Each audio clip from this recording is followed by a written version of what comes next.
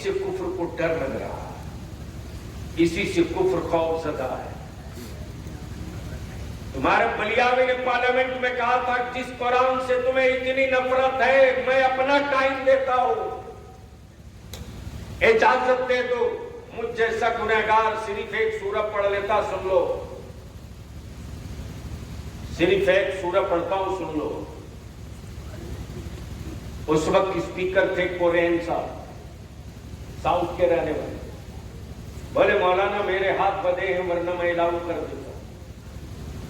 मैंने कहा ये रोज छोटे छोटे पत्थर क्यों मारते हो, आज ही फरिया लो। एक साहब ने कहा क्या गारंटी है आपको कि कुरान सुनने के बाद लोगों का मन बदल जाएगा? मैंने कहा दुनिया में एक ही किताब ऐसी है जिसके सुनने के बाद उम्र बदल गए, तो आप कौन हो? जब उम्र बदल गए तो आप क्या हो?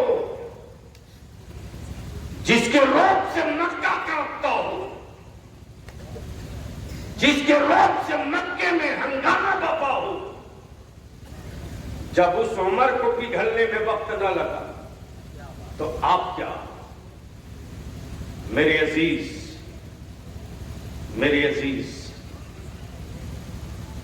घबराने उबराने की कोई जरूरत नहीं। अगर ईमान वाले हो तो तूफानों से टकराते रहना, ये मेरा नसीबा है। और मैंने तो कहा था कि भैया मेरे मौत से उसको डराना जिसे दूसरे जीवन में कुत्ता बिल्ली बनने का डर।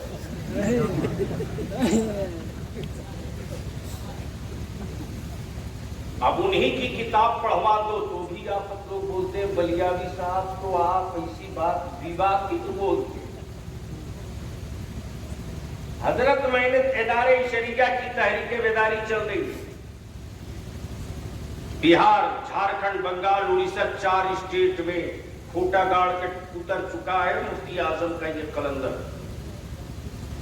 और मैंने कह दिया जिसके बाजू में जितना तेल हो इस्तेमाल कर लेना, जीतेंगे हम,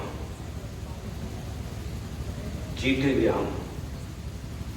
कॉन्फिडेंस पैदा करो,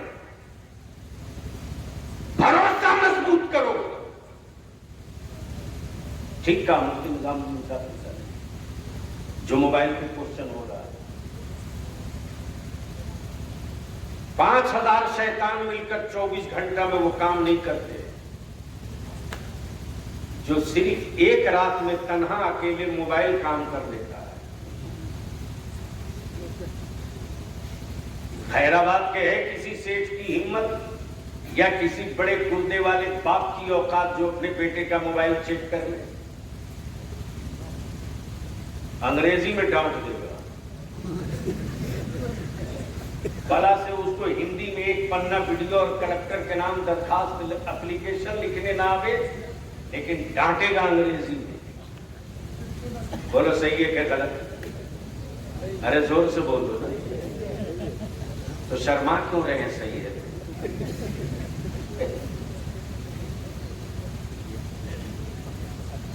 कारी साहब क्या नशा है बिरयानी में साहब?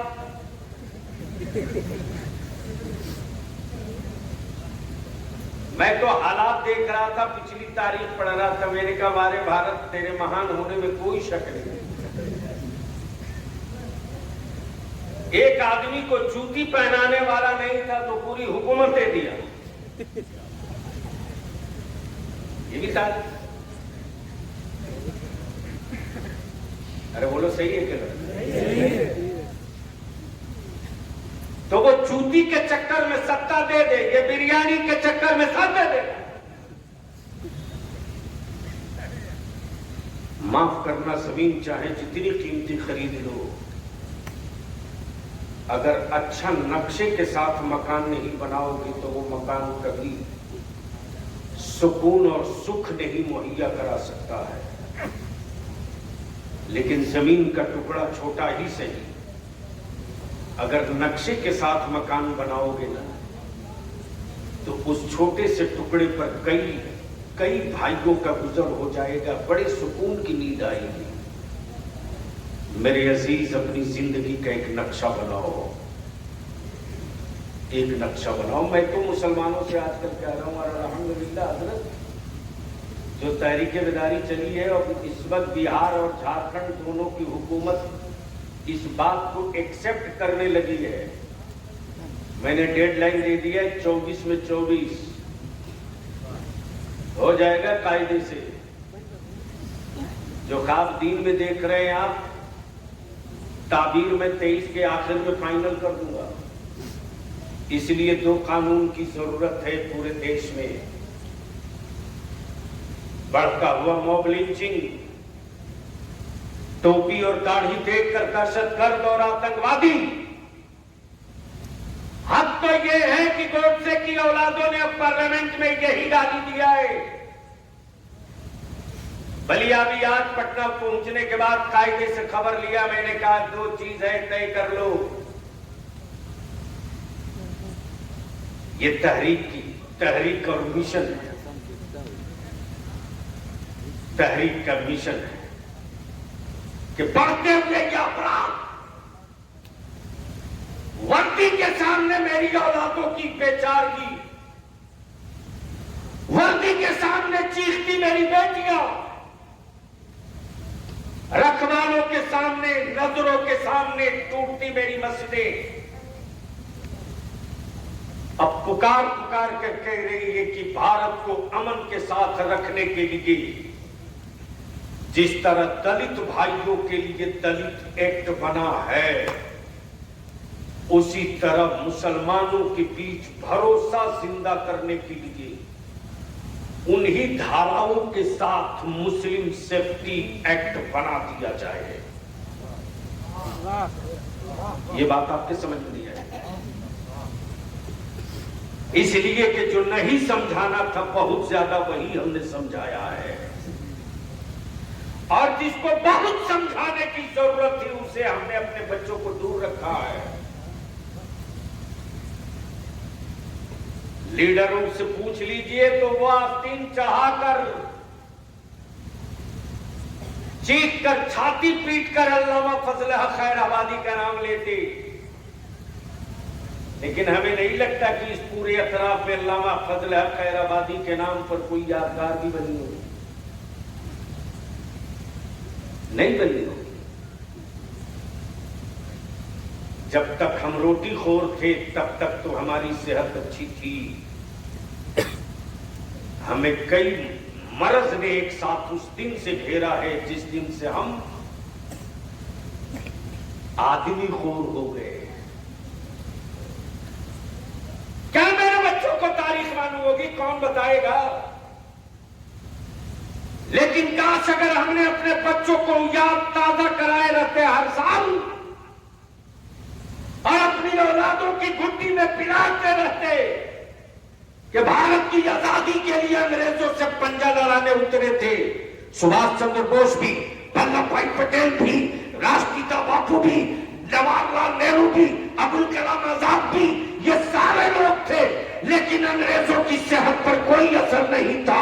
लेकिन एक अल्लामा फजल हक खैराबादी जिसने जिहाद का फतवा दिया तो अंग्रेजों ने कहा सामान बांध लो, इसलिए कभी इंसान से नहीं टकराना होगा, मुस्तफा के गुलाम से टकराना। हमने अपने बच्चों को तारीख नहीं पढ़ाई, माफ कीजिएगा, ये कड़वा सच है, पीना पड़ेगा। लेकिन बिहार के एग्जामिनेशन काउंसिल में चले जाइए, लड़के महीने का लाना पड़ेगा जी। कौन थे अल्लामा फजल हक खैराबादी? लिखो, लाना पड़ा एग्जाम में, पेपर में, क्वेश्चन में। ये शेर किस आलिम का लिखा हुआ है? तो जवाब में यही लोग तलबा ने लिखा कि ये शेर बरेली के आशिक सादिक इमाम अहमद रजा का लिखा हुआ। जो काम खंजर नहीं करता वो काम तलवार करती, जो काम तलवार नहीं करता वो काम कलम किया करता। हम तो सिर्फ 5 साल मुसलमानों से मांग रहे हैं। मुसलमान सिर्फ 5 साल दे दो, 5 साल, और डरो मत। डेमोरलाइज होने की कोई जरूरत नहीं है। अभी भारत की आजादी के कितने साल हुए?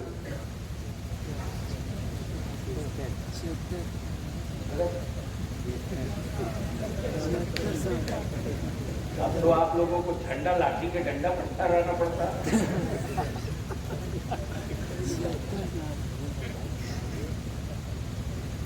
हम नहीं फहराएंगे तो कौन फहराएगा? एक बवाल हजरत कलकत्ते में इसी साल मुहर्रम में होगी। अब तो मैं बहुत आपकी रियायत करके बोल रहा हूं, वरना असल मैदान जहां मेरा है, जहां है चिंगारी निकलती है, चिंगारी। मैं जानता हूं जहन को करीब करना, घबराओ मत, अपने बच्चों को डेमोरलाइज मत होने दीजिए, कहीं से खौफ ज़दा और हिरासा होने की जरूरत नहीं है। बस इतना बता दीजिए कि भारत को आजाद हुए कितना साल हुए।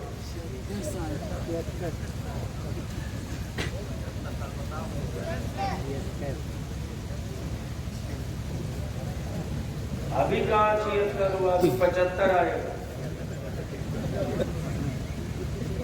74 और 75 के बीच में मान लो 75, कितना बोल दिया, अब बोल दिया तो हो गया बाबा। मेरे का 75 साल की कुल उपलब्धि आपकी यही तो है कि आज तक एक चबूतरा ना बना सके जहां से 15 अगस्त की आजादी का परचम लहरा सके। वो चबूतरा भी मेरे ही बाप का बनाया हुआ है जो लाल किला के सामने है, और हम ही को ज्ञान देते। उसकी वजह यह है कि हमारे बच्चों में सलाहियतें खूब हैं, दबी हुई है। लीडर पैदा करो मुसलमानों, लीडर। अब मस्जिदें बनाने का मसला नहीं, बनी मस्जिदें बचाने का मसला है। अब मदरसों की तामीर का मसला नहीं, मदरसों के वजूद का मसला है। अब मेरे बच्चों की रोटी का मसला नहीं, मेरे बच्चों के मुस्तकबिल का मसला है। अब मेरी जमीनों की कीमत का मसला नहीं, मेरी जमीनों की हिफाजत का मसला है। लीडर पैदा करो। जब तक लीडर नहीं पैदा करोगे आप, अल्लाह का शुक्र है जब तहरीक बेदारी निकली थी तो बलियावी को बहुत कुछ सुनना पड़ा, और आजकल तो माफ कीजिएगा फेसबुकिया मुफ्ती और फेसबुकिया मौलाना ने तो तबाह कर रखा। पहले आलिम दरसगाह से पहले खतीब, आलिम, शायर किसी बड़े मदरसे के शेखुल हदीस से, मुदर्रिस से मशवरा करके बुलाए जाते। अब तो भैया बस व्हाट्सएप खोल लो और देख लो कई मीटर का टांगने वाला कौन शायर है, सबसे बड़ा वही होगा, बुला लो। रहम करो, एनर्जी वहां बर्बाद मत करो जहां से कोई सूरज न निकल सके।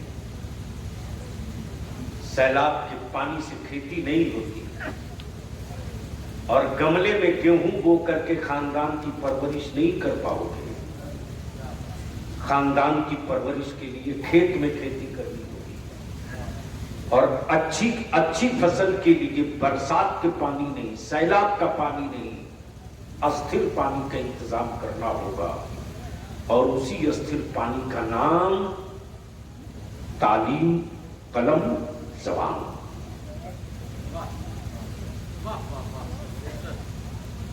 आप चाहे लाख बिहार को बैकवर्ड कह लें,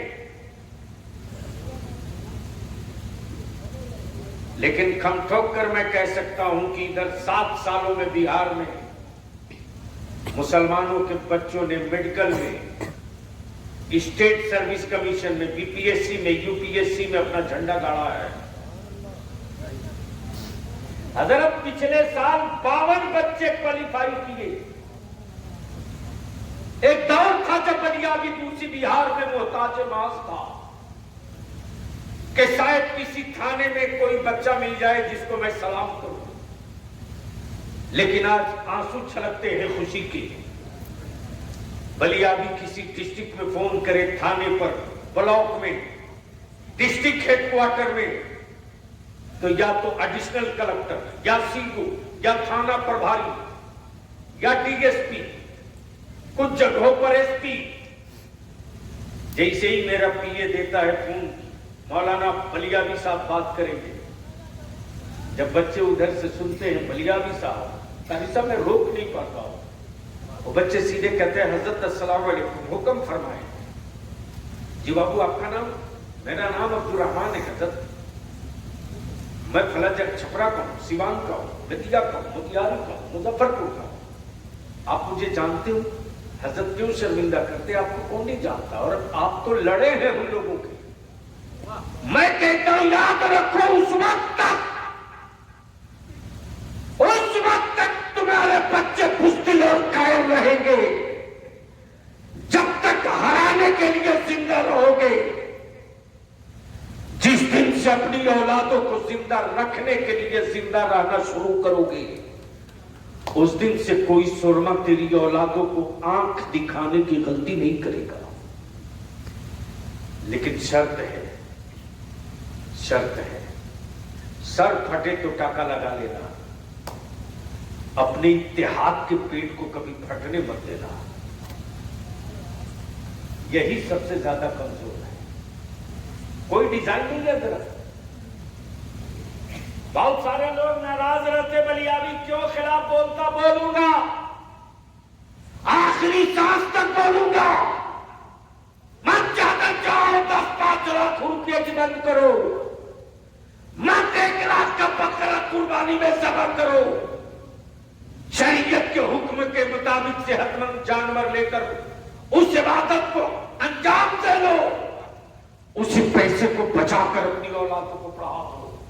अगर पाकर तेरे बच्चे हाथ में कलम ले लिए पावर का, तो दुनिया का कोई हुक्मरान आंखें लाल करके तेरी औलादों से बात नहीं करेगा, कलम की नोक से आंखें निकाल कर तेरा बेटा उससे बात करेगा। शर्त यह है कि कुछ संघर्ष करना पड़ेगा।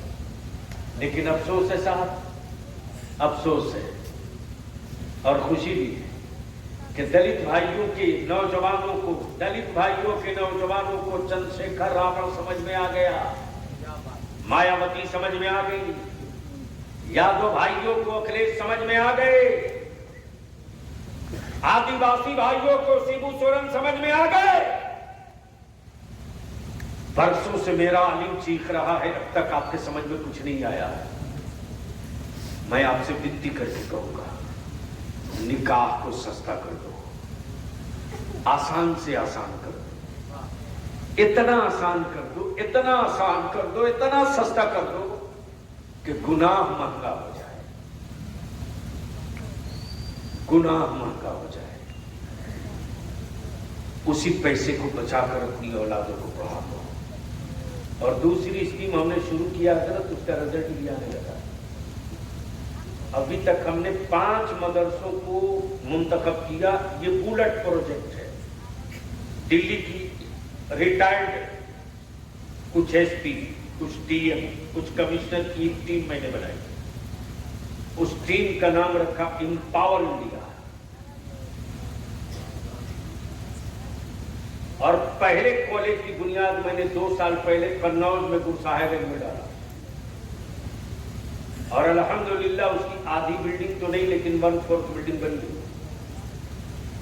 उसमें मैंने पहला फिजिकल ट्रेनिंग के लिए जैसे ही ओपन किया, यूपी पुलिस में भर्ती के लिए, यूपी पुलिस में ट्राई लेने के लिए हमें अपने बच्चों को फिजिकल तैयारी करा दी। कारी साहब, एक रात में 800 बच्चों के एप्लीकेशन आए, एक रात। और अभी जो अग्निवीर की बहाली हुई है ना, उसमें लगभग 16 बच्चे मेरे क्वालिफाई किए। जब मेरी कौम के शहजादों के जेब में पैसे होंगे, तब मदरसों की इमारत भी बनेगी, मेहमानाने रसूल की परवरिश भी होगी, तब इस्लाम का मुबल्लिग भी पैदा होगा, दीन का मुहाफिज भी पैदा होगा, तब हमारे बच्चों के चेहरे पर चमक भी आएगी, हमारे बच्चों की सोच भी खुलेगी, तब हमारे कारोबार और तिजारत करने वालों की हिम्मत और हौसले भी बढ़ेंगे कि हम तिजारत खम ठोक करके करेंगे। बचाने वाली टीम मेरी तैयार हो चुकी है। इन सारे इश्यूज और प्रोजेक्ट पर काम करने की जरूरत है। उसके लिए मैंने 5 जगह मुंतखब की, 3 बिहार में, 2 झारखंड में, कि जहां जहां मदरसों का इंफ्रास्ट्रक्चर, बिल्डिंग, इमारत बेहतर है, उसी में अलग से स्पेशल कोचिंग का इंतजाम किया है। 4 से 6 घंटे की कोचिंग होती है, इंग्लिश स्पीकिंग, मैथ, साइंस। अगला स्टेप कि कुछ ऐसी जगह हमने मुंतखब की है, बुनियादी तौर से बुनियादी सहूलतें वहां थोड़ी कम है, जैसे बिजली का मुस्तकिल न होना, आते जाते रहे, लेकिन इलाका बड़ा पीसफुल है।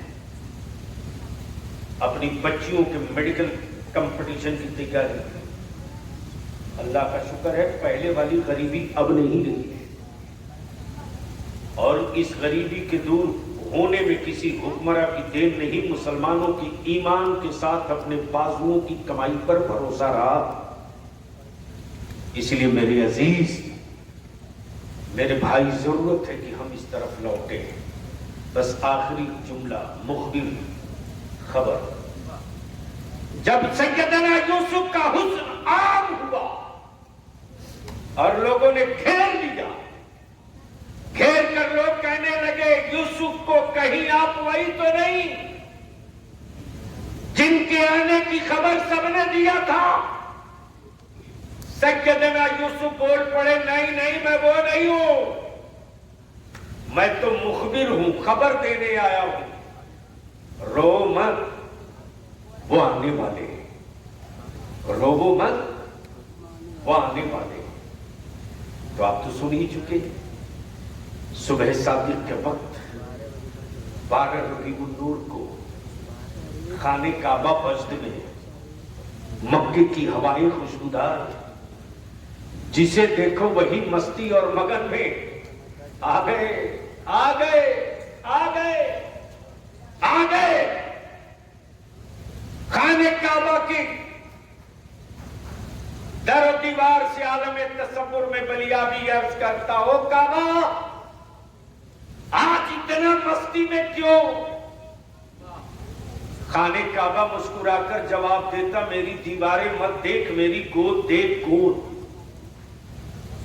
देखा तो खाने काबा में 360 यमराज लोग जो बहुत दिनों से कब्जा थे, बगैर किसी बुलडोजर, बगैर किसी हथौड़ा के सब औंधे मुंह बन के गिरे पड़े थे। मैंने कहा यमराज जी, न कोई बुलडोजर घुसा, न हथौड़ा चला, आप इसे कैसे बिखर गए? तो काबे के गूंगे पत्थर बोल चुके, हैरत है तेरे आदमी होने पर, हैरत है तेरे आदमी होने पर। अरे मैं पत्थर होकर जान गया कि नबियों का नबी आ गया, तू आदमी होकर अब तक न जान सका कि कौन आया है।